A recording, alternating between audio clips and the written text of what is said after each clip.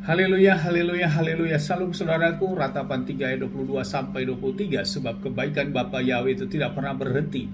Rahmat Bapa Yahweh itu tidak pernah berkesudahan, selalu baru setiap pagi. Begitu besar kasih setia Bapa Yahweh dalam kehidupan kita, saudaraku. Kita mengucap syukur kita bisa bangun pagi kembali pada pagi hari ini. Dan semua itu karena kebaikan dan rahmat Bapa Yahweh, saudaraku. Renungan KPI Mayim Kahim pada hari Senin tanggal 9 Agustus 2021 atau pada tanggal 1 Elul 5781 yang merupakan kelanjutan dan pembacaan renungan Torah kita ambil dari kitab Devarim atau kitab Ulangan 13 ayat 1 sampai 3 yang berkata demikian, saudaraku. Apabila seorang nabi atau seorang pemimpin bangkit di antaramu dan dia memberimu suatu tanda atau mukjizat, dan tanda atau mukjizat yang diramalkan kepadamu itu terjadi dengan mengatakan, mari kita mengikuti ilah-ilah lain yang tidak engkau kenal dan mari kita beribadah kepadanya, maka janganlah mendengarkan perkataan nabi itu atau mimpi pemimpin itu, sebab Yahweh Elohimmu sedang mengujimu untuk mengetahui apakah kamu mengasihi Yahweh Elohimmu dengan segenap hatimu, dengan segenap jiwamu.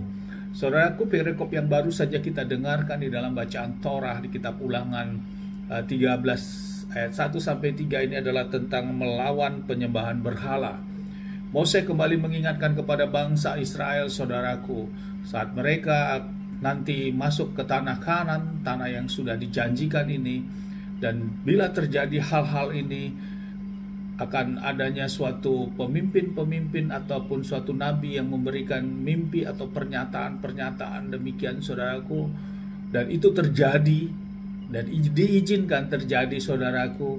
Dan kemudian pemimpin tersebut untuk mengajak orang-orang atau bangsa Israel ini mengikuti menyembah kepada ilah-ilah mereka. Maka Mose kembali menegaskan, saudaraku, agar mereka jangan mengikuti. Dan dikatakan di sini adalah sifatnya Bapa Yahweh menguji iman kita, apakah mereka ataupun kita sungguh-sungguh untuk mengasihi Bapa Yahweh dengan segenap hati, segenap jiwa, dan dengan segenap kekuatan akal budi kita, saudaraku. Jadi makna yang menjadi renungan bagi kita bahwa betapa pentingnya untuk sikap kita mengasihi Bapa Yahweh ini, saudaraku, dengan segenap hati, segenap jiwa, dan dengan segenap kekuatan.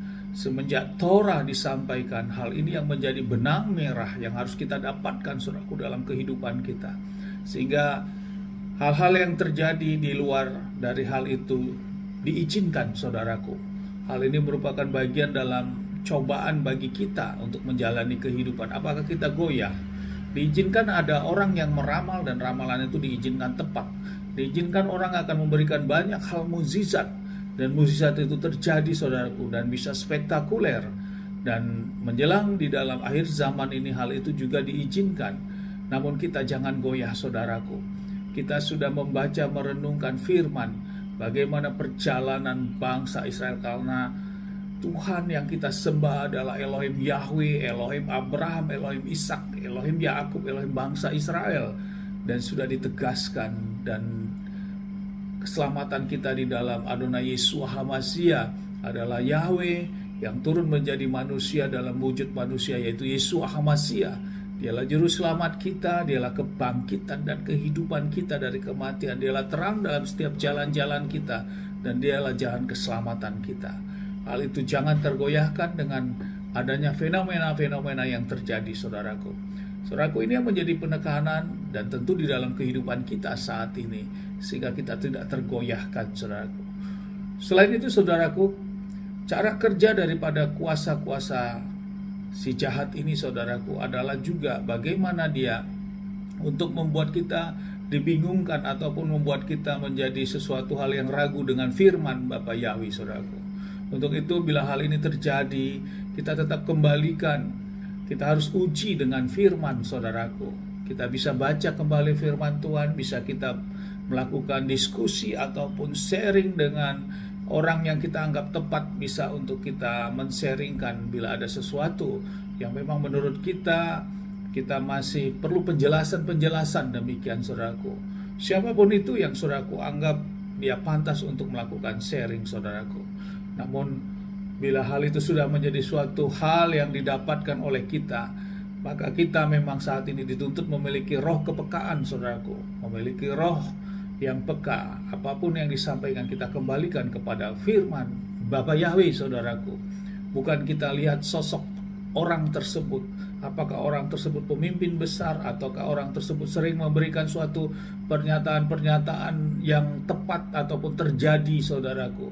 Kita jangan lihat itunya, tapi statement yang disampaikan yang akan dan kita akan lakukan, tentu kita harus uji dulu dengan firman Bapa Yahweh, saudaraku, sehingga hidup kita juga tidak keluar dari perintah dan ketetapan-ketetapan Bapa Yahweh. Karena itulah wujud kita mengasihi Bapa Yahweh dengan segenap hati, segenap jiwa, dan dengan segenap kekuatan kita. Memang harus berjuang, ya harus berjuang. Memang harus melakukan, ya harus melakukan. Memang harus dikerjakan, ya harus dikerjakan. Memang harus keluar dan harus berangkat, ya memang kerja dan harus berangkat dan harus bekerja, saudaraku. Kita tidak bisa diam saja tiba-tiba seperti seketika itu juga. Tidak seperti itu di zaman kita sekarang, saudaraku. Untuk itu semua kembali kepada kita, bagaimana sikap hati kita untuk menyikapi hal-hal itu dan juga menyikapi kehidupan ini. Dan lewat ini juga Yeshua HaMashiach menegaskan tentang hal penyembah-penyembahan berhala ataupun penyesat-penyesat ini, saudaraku. Di dalam Matius 7 ayat 16-17 berkata demikian. Dari buahnya lah kamu akan mengenal mereka seutuhnya. Bukankah tidak pernah seorang memetik buah anggur dari semak duri atau buah ara dari pohon berduri? Jadi setiap pohon yang baik menghasilkan buah yang baik, tetapi pohon yang buruk menghasilkan buah yang buruk. Yesus katakan hal ini, saudaraku, tentang mengenai penyesat-penyesat, dan ini menjadi kewaspadaan bagi kita. Buah memang tidak langsung biji ditanam langsung berbuah, saudaraku. Biji tersebut perlu proses, perlu waktu. Dan nanti waktunya akan kelihatan buah-buah yang akan terjadi, saudaraku. Inilah yang menjadi renungan bagi kita pada pagi hari ini, untuk kita terus tetap waspada dalam menjalani kehidupan hari-hari ini, saudaraku. Dan kita saling mendoakan satu sama lain oleh cinta kasih Bapa Yahweh di dalam Adonai Yeshua HaMashiach. Amin, haleluya. Sukses besar buat kita, maju terus dalam iman. Dari tempat ini saya berdoa, Bapa yang memberkati dan melindungi kita semua dimanapun kita berada. Bapa yang menyinari wajahnya kepada kita, memberikan kita kasih karunia. Bapa Yahweh menghadapkan wajah kepada kita, memberikan kita damai sejahtera. Apapun yang kita kerjakan, apapun yang kita lakukan sepanjang hari ini, saya berdoa semuanya menjadi berhasil dan untuk kemuliaan hormat bagi Bapa Yahweh. Dan kita orang-orang yang percaya kepada Bapa Yahweh di dalam Adonai Yeshua HaMashiach, kita memiliki roh yang lebih besar daripada yang ada di dunia ini. Dan kita mau melakukan perintah dan ketetapan Bapa Yahweh. Kita tidak dipermalukan dan hidup kita diberkati. Itu janji firman, saudaraku. Amin, haleluya. Shalom, saudaraku.